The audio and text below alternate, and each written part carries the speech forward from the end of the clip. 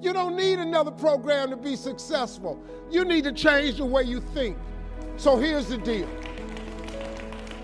The problem with becoming a millionaire is that when you decide that you want to be a millionaire, you immediately start thinking, how can I become a millionaire?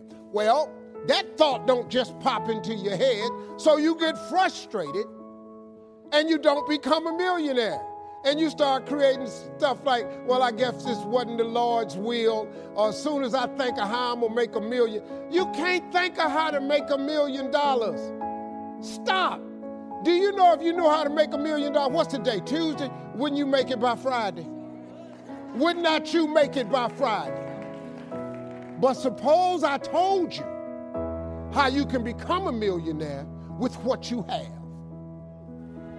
Because here's the deal. All of you have everything it takes to become rich. You just don't believe it. Now, if you can develop this theory that I'm about to share with you, I have the way for you to be rich. This is it. First of all of you have a gift. God gave it to you when he created you. God never created a single soul without giving them a gift. That's the God that created you. He's a very smart God. Here's the cold thing. When he made you, he put the gift inside you. He didn't hide it under the ocean. It ain't on the mountain nowhere. It ain't under no rocks. You ain't got to go drill it. God put what you needed inside of you at birth. All of you have a gift. But you have got to do your gift. The thing God gave you at birth to do. It is the thing that you do the absolute best with the least amount of effort. That's your gift. Anything else you doing, you wasting your time. Do you hear me? You wasting your time. If when the alarm clock goes off in the morning and it makes you sick every morning that alarm go off, it's because you ain't doing your gift. You're going against what God created you to be. Do most of you know what your gift is? Who in here doesn't know their gift yet? Okay, let me tell you what you do. Go home today. Don't talk to nobody. Sit down and have one conversation with yourself. What is the thing that I do the absolute best with the least amount of effort? This ain't gonna take you long. You old enough, you grown. Write it down. I don't care if it's networking. I don't care if it's babysitting. I don't care if it's doing color. I don't care if it's painting. Whatever it is, it's what you do. Sing it. Whatever you do the best, write it down. That's your gift. That's it. You ain't got to go asking a bunch of people. They've been telling you your whole life. You know, you ever had people call you with their problems? Average becomes sort of like this slow asphyxiation. It's almost like an anesthetic. And that over time we become kind of immune and dulled to the average that we're becoming. And so over time we sort of minimize where we're at. You don't magnify the degree to which the pain ought to be affecting you. You should write this down every day. This year's either going to be better for me or it's going to be worse for me. What I do today will determine whether it's going to be better or whether it's going to be worse. Okay? You guys want it to be better or worse? First, get rid of the little think and the old ideas and the middle class mentality. I'm going to go to work. In that moment, all you're trying to do is process what's around you, and your brain does not have the opportunity to explore and be afraid at the same time. And when you understand that, the ally that you have is movement, the ally that you have is momentum, the thing that you don't need to be afraid of is fear, because that will be quelled by doing so. You got to get up. You got to have faith that the one thing you wanted to happen oftentimes is the best thing that never happened. So have faith. Just keep that in mind. Keep plugging away. Write down what you need to do in order to make a better life for yourself. And be brave enough to do those things. I dare you to take a stand today to say no more. I will no longer accept this for my life. I dare you to take action today. You have to decide that you are going to be in control, that you are going to do what you want to do. Weakness doesn't get a vote. Laziness doesn't get a vote. Everyone wants some life hack that eliminates the need to do the work, but that does not exist. No, you have to do the work. There's only one thing you cannot purchase. There's only one thing you cannot buy, and that's what real peace do. That's something you're gonna have to do. You gotta put more energy, and you gotta put more effort in your stuff than anybody. So you getting up at 4 and it ain't working. Get up at 3:30. So you read the book once and then you didn't get it. Read it twice. Read it 3 times. If a person leaves at 6, you leave at 8. If a person makes 100 calls a day, you make 200 calls a day. If somebody practices 3 hours, you practice 5 hours. As you focus on that which you want to do, that which we focus on, that which we give our energy to, it will begin to multiply. It will begin to expand. It will begin to develop your consciousness. And out of that comes your greatness. Out of that comes a commitment. Out of that comes a passion for life. Out of that comes a special power that you have in you.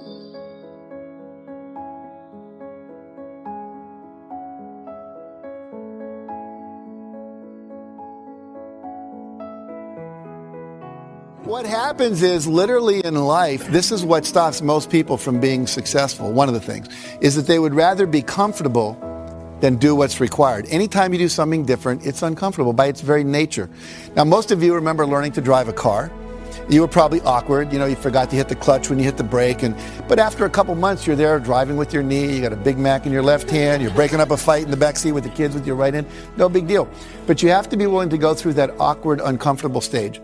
And most people, unfortunately, won't do that. And so they get locked in what we call their comfort zone.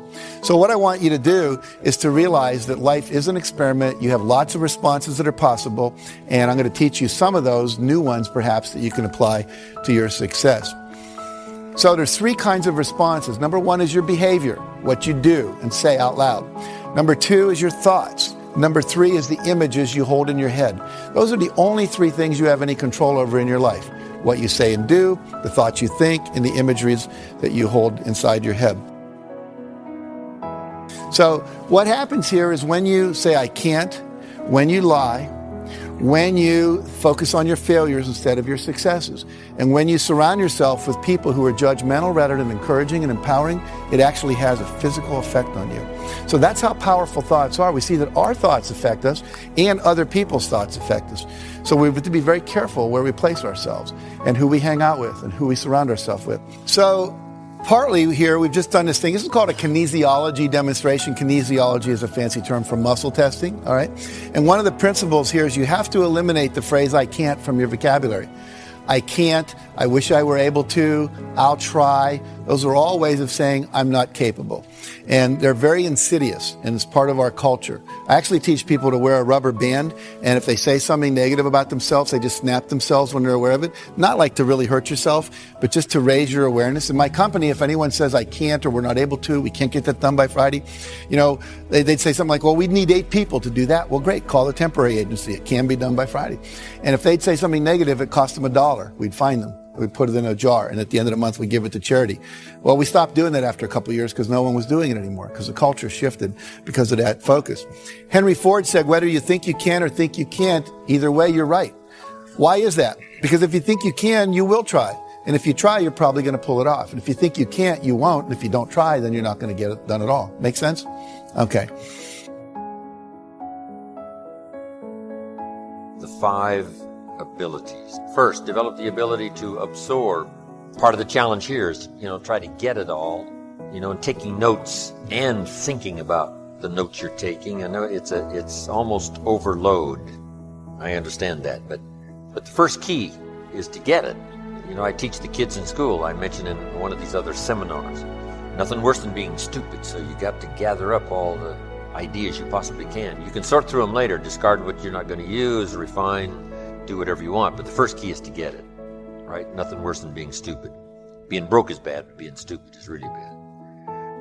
So here's the key. To get it in whatever form you can. We get it by video, we get it by sermon, we get it by lyrics from the songs, the dialogue in the movie. We get it from personal conversation. We get it from classes, we get it from seminars, every possible way. The key is to get it, to absorb, to take in. Here's what else, not just ideas.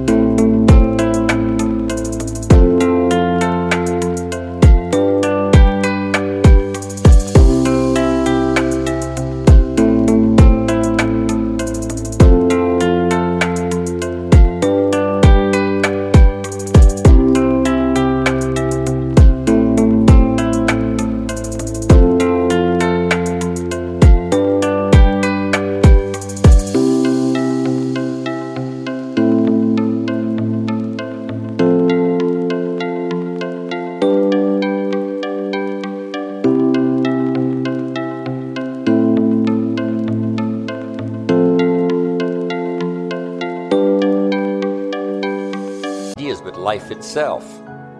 Your mind needs to be like a perpetual recorder, recording your life experiences. So don't be lazy now in acquiring life experience, translated to consciousness, translated to ideas, put in your journal, put in your heart, put in your soul. Getting it is vitally important. I believe that the price for a full life is mistakes. Mistakes are the price for a full life that you have to pay if you learn from them. I believe that hell wants to maim you and mock you with your mistakes. But heaven wants to make you and transform you by your mistakes. Failure should not become a prison house where you're held hostage the rest of your life by your mistakes. Realize failure is not final. Failure is not final. We live in a culture that says, if at first you don't succeed, give up. No. You know, one reason most of us don't venture out and start pursuing our God-given dreams in life, we are paralyzed by the fear of failure. We think, what if I apply for this job and I don't get it? You know, what if I ask that person out on a date and they don't say yes? What if I, do this and it doesn't work? They're paralyzed by failure. Remember this, nobody stubbed his toes standing still. I mean, if you're moving forward, you are going to stub your toe from time to time, but you're also going to move forward. I mean, I think of Thomas J. Watson, the founder of IBM. He said, the way to succeed is to double your failure rate. What do you mean by that? Double your failure rate. He was saying the more times you try something, the more ventures you pursue, yes, the more times you're going to fail, but you're also going to succeed more as well. You have to fail if you're going to succeed. George Bernard Shaw, great novelist, had his first 5 novels rejected. Babe Ruth struck out 1,330 times, but he's considered one of America's greatest baseball players. Thomas Edison discovered 1,800 ways not to make a light bulb. But all of those men were tremendous successes. Guess what? The more resumes you send out, the more rejections you'll get, but the more likely you'll get a bite on it. The more doors you knock on, the more people you share your faith with,